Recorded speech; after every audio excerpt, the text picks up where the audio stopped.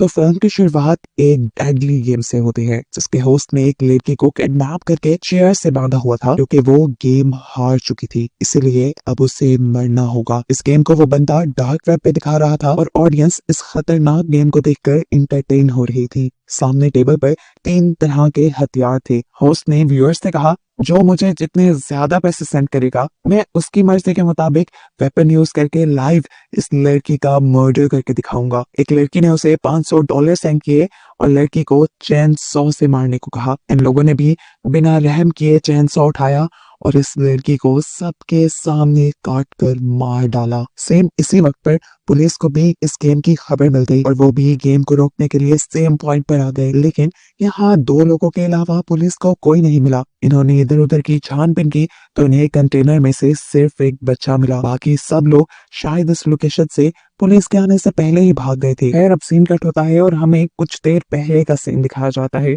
Ben थका हारा भी घर आया ही था कि उसे खबर मिली कि उस आदमी ने दोबारा से वो गेम शुरू कर दी है। खबर सुनते ही वो फौरन पुलिस स्टेशन पहुंचा, जहां डार्क वेब पर बैठकर सारे ऑफिसर्स वो गेम देख रहे थे। उसी प्रेजेंटर की जिसने कि अभी तक सक्सेसफुली ट्रैक नहीं कर पाई। गेम में उसने 2 लोगों को किडनैप करके रखा हुआ था और जबरदस्ती वो उन दोनों से रॉक पेपर सीजर खिलवाता है। ये दोनों जानते थे कि इस खेल के बाद इनकी जान चली जाएगी। ये दोनों जब नहीं खेलते तो इन्हें टीजर गन से शॉक दिया जाता है। दोनों जब गेम खेलते हैं तो लड़की हार जाती है, जिसकी वजह से अब उसको मार दिया जाना था। ये वही सीन था जिसे मूवी के स्टार्ट में ही दिखा दिया गया है कि कैसे के लोग इस लड़की को चैन सॉ से मार देंगे। ये सब देखते हुए बेन फौरन अपनी साइबर सिक्योरिटी के पास जाता है और उसे प्रेजेंटर को ट्रैक करने को कहता है। पर बुरी खबर ये मिलती है कि प्रेजेंटर तो ऐसा सिस्टम यूज कर रहा है जिसकी वजह से पुलिस भी उसे ट्रैक नहीं कर पा रही। हर मर्तबा उसकी ट्रैक हुई लोकेशन गलत मिलती है और वो बच जाता है, जिसकी वजह से हर गुजरते वक्त के साथ साथ वो मासूम लोगों की जान लेने पे तुला हुआ है। सीन कट होकर हमें कातिया नाम की एक लेडी को दिखाया जाता है जिसका आज जॉब पे पहला दिन था। उसने कस्टमर्स को बहुत अच्छे से डील किया और इसी टाइम पे उसकी को वर्कर सोफिया उसके पास आई। यहाँ सीन कट होकर हमें शो के प्रेजेंटर को दिखाया गया जो फुल टाइम कातिया के ऊपर ही नजर रख रहा था। कातिया के साथ उसने 3 और लोगों पर भी नजर रखी हुई थी।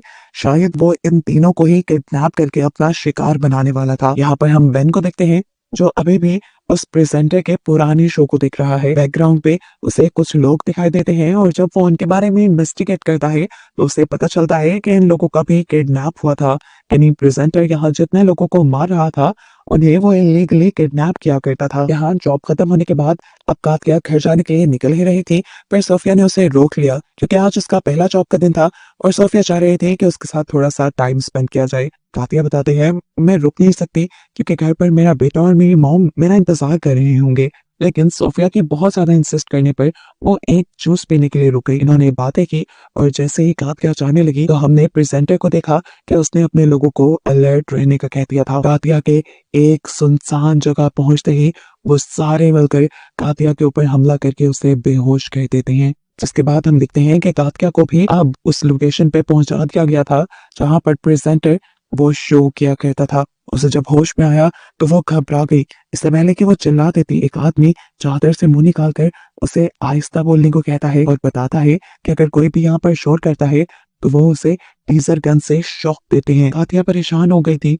वो जानती थी कि घर पे उसका बेटा और उसकी मॉम उसका वेट कर रहे होंगे। उसने साथ में से पूछा, कौन है ये लोग जिन्होंने हमें यहाँ पर बांध रखा है। बाद में बताता है कि इस बारे में मुझे भी ज्यादा नहीं पता, मुझे भी अभी किडनैप करके लाया गया है और होश में आने पर जब मैं बोलने लगा तो मुझे टीजर गन से शॉक दे दिया। इन्होंने देखने को मिला कि अब प्रेजेंटर ने इन लोगों की किडनैपिंग की वीडियो भी अपने अकाउंट पर पब्लिश कर दी थी। ये देखकर बेन बहुत ही ज्यादा गुस्से में आ गया और उसने अपनी टीम से कहा कि इन सारे लोगों की इंफॉर्मेशन निकालो, ये लोग कहाँ कहाँ काम करते थे और कहाँ कहाँ से इन्हें किडनैप किया गया। बेन बुरी तरह इस केस में फंस गया था।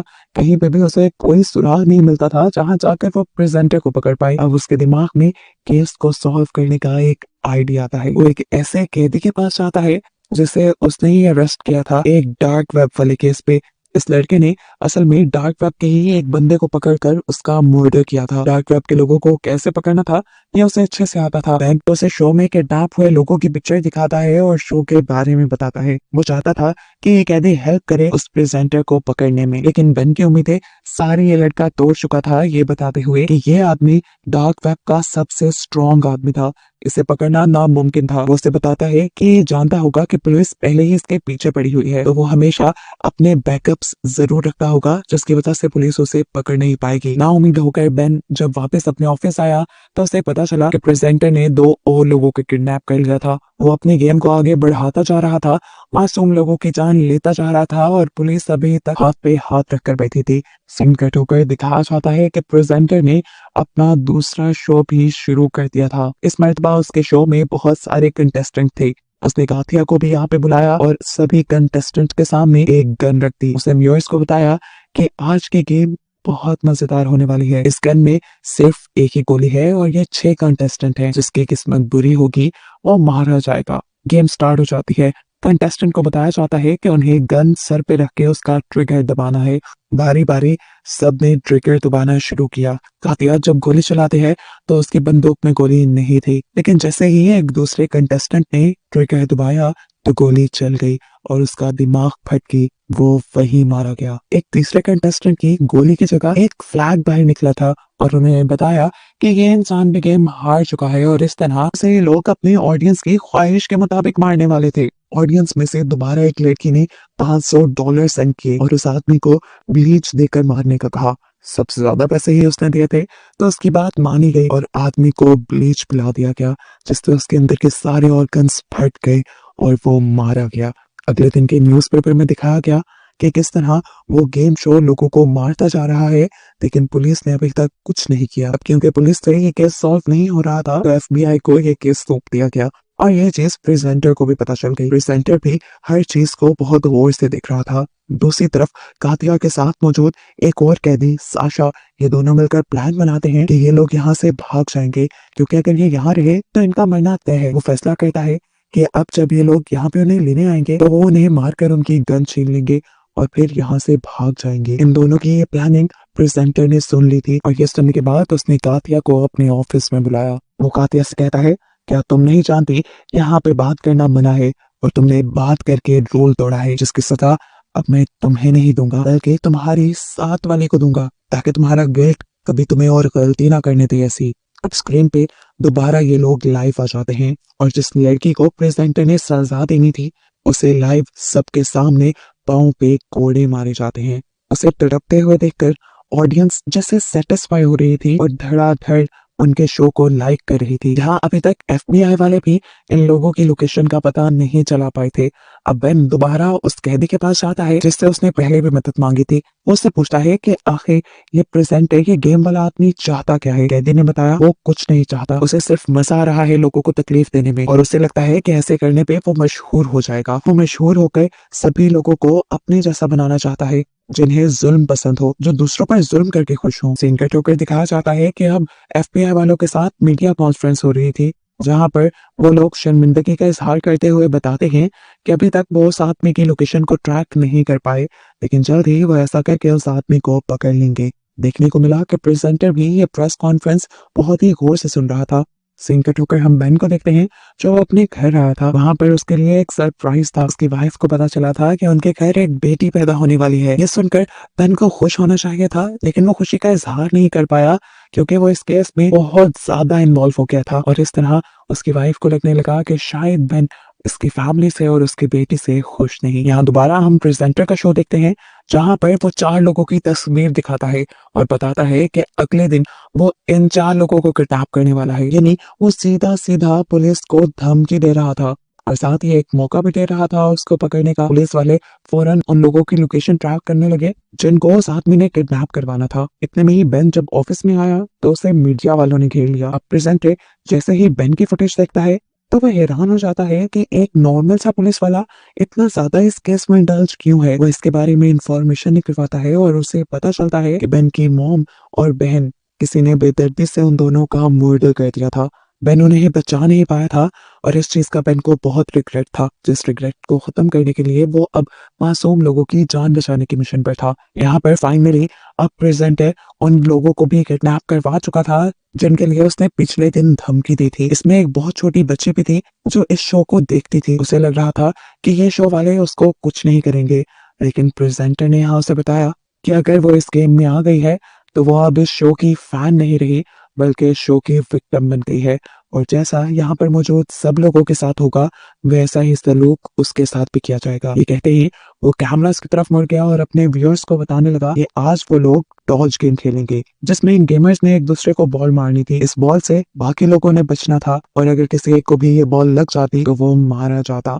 अब यहाँ पर गेम स्टार्ट होती है, ये लोग एक दूसरे को बॉल मारते हैं और काफी लोग यहाँ पे हार जाते हैं। जैसे ही उस छोटी बच्ची और एक बूढ़े आदमी की बारी आती है तो बूढ़ा आदमी बॉल को नीचे फेंक देता है बचाए लड़की को मारने के। उसने प्रेजेंटर से कहा कि मैंने हार मान ली है, मैं उस लड़की को नहीं मार सकता। ये देखकर प्रेजेंटर ने उसे कहा कि यहाँ पर गेम तुम्हारी मर्जी से नहीं खेला जाएगा। यहाँ पर इस बूढ़े आदमी को अपने पास एक वायर का टुकड़ा मिला, ये काफी शार्प था जिसे उसने अपने पाँव के जूते में छुपा लिया। अब काफी दिन गुजर जाते हैं और कोई शो प्रेजेंटर ऑन एयर नहीं करता। काफी दिन बाद जैसे ही उसका शो ऑन एयर होता है तो बेन के साथ साथ सभी पुलिस ऑफिसर और FBI एजेंट उस शो को देखने लग जाते हैं। अब क्योंकि प्रेजेंटर को बेन के बारे में पता चल चुका था तो वो बार बार शो में बेन का नाम ले रहा था। वो ये भी जान गया था कि पुलिस वाले इस शो को देख रहे हैं। अपने व्यूअर्स के साथ वो पुलिस वालों को भी बताता है कि पिछले दिन उस बूढ़े आदमी ने रूल तोड़ा था जिसकी वजह से अब दोनों की जान जाएगी। लेकिन बेन यहाँ पर किसी एक की जान बचा सकता है। वो अगर चूज करे कि किसको मारना है तो एक की जान बच सकती है। सब बेन को मना कर रहे थे कि वो चूज ना करे, लेकिन तब प्रेजेंटर ने कहा कि अगर बेन कुछ चूज नहीं करेगा तो ये दोनों मारे जाएंगे। एक की जान बचाने के लिए बेन ने फौरन से 2 का बटन दबा दिया। सेकंड नंबर पे थी लड़की और उसके बटन दबाते ही उसे शूट करके मार दिया गया। इतनी देर में पुलिस वाले भी उसकी लोकेशन पर पहुंच गए थे, लेकिन वहां जाकर पता चला कि ये शो तो उस जगह पे हो ही नहीं रहा था जो लोकेशन उसे पता चली थी। हंसते हुए इस टाइम प्रेजेंटर ने बताया तुम्हारे साथ गेम खेली गई है, तुम मेरी लोकेशन तक पहुंच जाओ, ये इम्पॉसिबल था, तुम्हें वो गलत लोकेशन मैंने ही बताई। ये कहते ही यहाँ पर शो खत्म हो जाता है। दूसरी तरफ हम उस बूढ़े आदमी को देखते हैं जो अब उस बच्चे की मौत का जिम्मेदार अपने आप को समझ रहा था, इसीलिए जो शार्प वायर्स उसने अपने पाँव में छुपाई थी वो उसके जरिए अपनी नसें काट के सुसाइड कर लेता है। चलिए यहाँ पे सब लोगों ने उस बूढ़े आदमी को मरा हुआ देखा तो इन सबको काफी दुख हुआ। दूसरी तरफ दिखाया गया कि अब बेन भी शदीद शौक में था क्योंकि वो अब मासूम लड़की की मौत का जिम्मेदार अपने आप को समझ रहा था। वो इस गिल्ड से बाहर निकलना चाहता था, कुछ करना चाहता था। इसीलिए वो जब ऑफिस के लिए निकलने लगा तो उसे अपने गेट पे एक पार्सल रिसीव हुआ। वो जानता था कि पार्सल जरूर प्रेजेंटर ने भेजा होगा क्योंकि वो बार बार जबरदस्ती बेन को इस सब में घसीटना चाह रहा था। हम देखते हैं कि प्रेजेंटर खुद कातिया के पास आया है। उसने कातिया को बताया कि आज तुम्हारी मौत का दिन है, अगर तुम चाहो तो अपने छोटे लाइन से बात कर सकती हो। वो हैरान हुई है जानकर। छोटा लाइन वो अपने बेटे को कहती थी, ये बात उसे कैसे पता चली? उसे याद आया कि आखिरी बार उसने ये बात अपनी कोवर्कर को बताई थी। खैर अब प्रेजेंटर उसे ऑन एयर ले गया जहाँ पर उससे पूछा गया कि तुम किसे याद कर रही हो। कातिया ने बताया कि मैं अपने बेटे और अपनी कोवर्कर को याद कर रही हूँ। बेन को उसकी हिस्ट्री याद आई। बेन ने उसके बारे में इन्वेस्टिगेशन करवाई थी। वो तो सिर्फ एक ही दिन जॉब पे गई थी। अगर उसने अपने क्लिक का नाम लिया है इसका मतलब ये बेन के लिए एक हिंट है। जरूर उसकी क्लिक भी इन सब में इन्वॉल्व है। वो फौरन उसके क्लिक यानी सोफिया से मिलने के लिए चाहता है, जहाँ पर पहले तो सोफिया उससे कोई बात नहीं करती, लेकिन फिर वो कुछ नोट लिखकर बेन को बताती है कि उसके बेटे को भी इन लोगों ने किडनैप किया हुआ है। कैमरास में से वो इन्हें देख सकता है। उसने जो सब कातिया के साथ किया वो करना उसकी मजबूरी बन गई थी। मैंने इस टाइम से पूछते हैं कि तुम जब अपने बेटे को रिहा करवाने गई तो तुम्हारा बेटा कहाँ था? सोफिया उसे वो जगह बता देती है। बेन समझ गया था कि जरूर प्रेजेंटर वही शो करता होगा। बिना किसी को बताए वो उस जगह पहुंच गया। बेन ने जाने से पहले बैकअप पुलिस भी बुला ली थी। इतने में हमें शो के अंदर दिखाया जाता है कि जब सारे कंटेस्टेंट एक गेम खेल रहे थे तो उन्हें गन्स दी गई थी। इस मर्तबा सभी कंटेस्टेंट ये फैसला करके आए थे कि वो अपने बचाए यहाँ के लोगों को मारकर अपने आप को आजाद कर लेंगे। इस सब में उन्होंने फायरिंग शुरू कर दी। जवाब में प्रेजेंटर के सिक्योरिटी गार्ड्स ने भी यहाँ पे फायर किया और 2 गेमर्स तो वैसे ही मारे गए, लेकिन 3 ने यहाँ से भागने की अच्छी कोशिश की जिसमें कातिया भी थी। कातिया के साथ उसका एक साथी साशा जब बाहर की तरफ बढ़ रहा था तो उसे एक गार्ड ने पकड़ लिया। कातिया उसे बचाने के लिए रुकी, लेकिन साशा ने कह दिया तुम भागो, तुम यहाँ से निकलो। और पुलिस को इस लोकेशन के बारे में बताओ। वो यहाँ से निकलने वाली थी, इतने में बेन उससे टकरा गया। कातिया को घबराया देखकर उसने कातिया को तसल्ली दी कि अभी बैकअप पुलिस भी यहाँ आ रही है और सब चीजें नॉर्मल हो जाएंगी। बेन अब कातिया को छुपाकर आगे की तरफ बढ़ता है। प्रेजेंटर इस टाइम एक रूम के अंदर बैठा हुआ था। उसे देखकर प्रेजेंटर ने उससे कहा, अगर हिम्मत है तो चलाओ मुझ पर गोली। मैंने अभी जरा नहीं सोचा और फौरन उसे शूट करके मार दिया। और जैसे ही वो उसके पास गया तो मास्क उतारने पर पता चला कि यहाँ पर प्रेजेंटर था ही नहीं। यहाँ पर इस टाइम एक मासूम लड़की को जाल में फंसा कर बिठाया गया था और प्रेजेंटर उसके आने से पहले ही यहाँ से निकल चुका था। ये सब लाइव शो में चल रहा था और शो के व्यूअर्स ये देखकर हंसने लग जाते हैं और बेन का बहुत मजाक बन जाता है। दिखाया जाता है कि अब पुलिस यहाँ पर आ चुकी थी। उन्होंने कातिया को तो रेस्क्यू कर लिया, लेकिन यहाँ पर कोई और उन्हें नहीं मिला। आखिर प्रेजेंटर की वाइफ उसका इंतजार कर रही थी। प्रेजेंटर गाड़ी में बैठा और गाड़ी चलाकर उसकी वाइफ यहाँ से उसे दूर ले गई और हमें पता चला कि प्रेजेंटर की वाइफ और कोई नहीं बल्कि सोफिया ही थी। और सोफिया ने ही बेन को फंसाने की ये पूरी प्लानिंग की थी प्रेजेंटर के साथ मिलकर। मूवी के पोस्ट क्रेडिट सीन में हमें दोबारा प्रेजेंटर को दिखाया जाता है जो आज ऑन एयर आया था। उसने सबको बताया कि वो सीजन 2 लेके आने वाला है इसी शो का, जो सुनकर उसके व्यूअर्स बहुत ज्यादा एक्साइटेड हो जाते हैं और पुलिस के लिए एक नया चैलेंज सामने आ जाता है। और बस इसी को दिखाते हुए ये कहानी यहाँ खत्म हो जाती है।